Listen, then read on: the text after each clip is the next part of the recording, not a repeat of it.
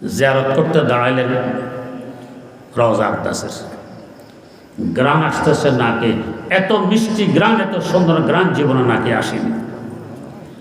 ভাবলেন ওদূরে কোথাও ফুল বাগান আছে, বাতাস সেখান থেকে গ্রাম নাকে নিয়ে আসতেছে। জিয়ারত শেষ করে কৌতূহল হইল, দেখি তো কোন ফুলের এত সুন্দর গ্রাম। গলির মাথা ধরে হাঁটতে হাঁটতে শেষ মাথা পর্যন্ত পৌঁছেন, বাগান নেই, বোধহয় অন্য গলিতে। আরেক গলির মাথা ধরে হাঁটতে হাঁটতে শেষ মাথায় পৌঁছেন, ফুল বাগান নেই।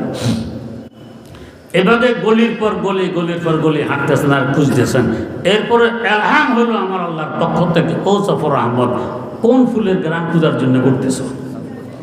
বুঝে আসে না গ্রাম কোত্থেকে আসতেছে। গ্রামের কেন্দ্র তো রওজা পাকে আরাম করতেছেন, গ্রাম তো এখান থেকে আসতেছে।